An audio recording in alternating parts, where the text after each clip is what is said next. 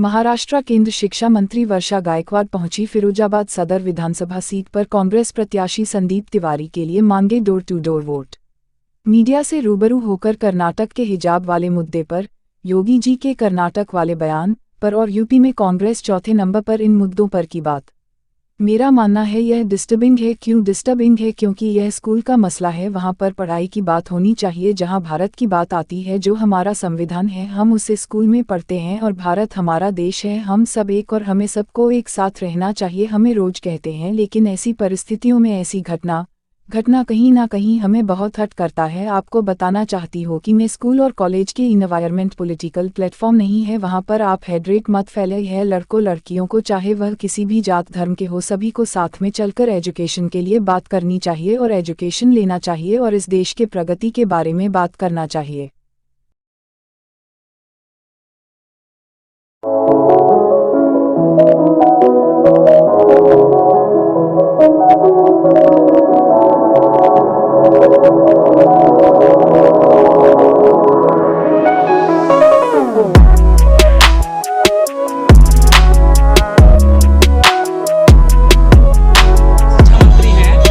हिजाब को लेकर वहाँ तांडव मचा हुआ है, अब कैसे देखती हैं यूपी चुनाव है? मैंने आपसे थोड़ी देर पहले भी कहा था, जब हमारी बात हुई थी, कि मैंने उसी दिन कहा था कि ये डिस्टर्बिंग है। क्यों डिस्टर्बिंग है? क्योंकि स्कूल का इन्वायरमेंट, वहाँ पर पढ़ाई की बात होनी चाहिए।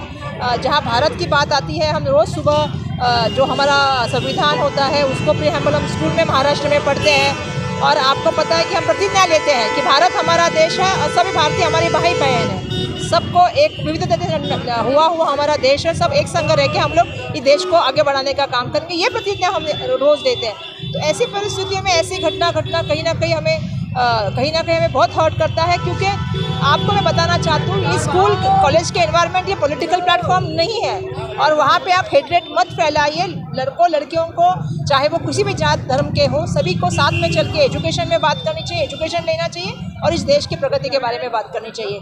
जिस तरह से मैंने देखा कि भारत रत्न लता मंगेशकर जी के यहाँ पे भी जो घटना हुई और जो शाहरुख के बारे में चर्चा हुई, हम मुंबई से हैं, हम जानते हैं कि जिस तरह से उनकी प्रेयर को कुछ कहा गया, ये सही बातें नहीं है। मुझे ऐसा लगता है कि ट्रोल करने वाले कुछ लोग जो इस तरह के दिया है, देश को खून बहाए, जेल काटे, तभी जाके देश को। योगी जी कहते हैं कि उत्तर प्रदेश को बंगाल मत बनाइए, कर्नाटक मत बनाइए, लेकिन हिंदुस्तान में तो कर्नाटक है, फिर वो क्यों बोल रहे हैं? मुझे यही समझ में नहीं आता कि योगी जी और मोदी जी इस सब चीज़ों के लिए मुझे बात क्यों नहीं करे। उनको इस सब चीज़ें रोकनी चाहिए। देश के प्राइम मिनिस्टर है वो, उत्तर प्रदेश के सिर्फ एमपी नहीं है, देश के प्राइम मिनिस्टर भी है। और योगी जी को भी ये समझना होगा कि वो उत्तर प्रदेश के मुख्यमंत्री है और सभी को संभालना, ये सरकार जो होती है वो माँ बाप होती है और माँ बाप का फर्ज होता है, माता पिता का फर्ज होता है कि अपने बच्चों को संभालें, उनको सुरक्षित वातावरण महसूस कराएं। और ये जिम्मेदारी कर्नाटक के भी समझनी चाहिए थी। तो मैं कहीं ना कहीं ये कहना चाहती हूँ, जिसका जिक्र मैंने थोड़ी देर पहले और एक घटना का किया, कि यूपी के इलेक्शन आते हैं तो ऐसी घटनाएं नहीं होनी चाहिए। इलेक्शन और एजुकेशन, इलेक्शन और कई कुछ और चीज़ें अलग होती है, उनको इसमें नहीं जोड़ना चाहिए।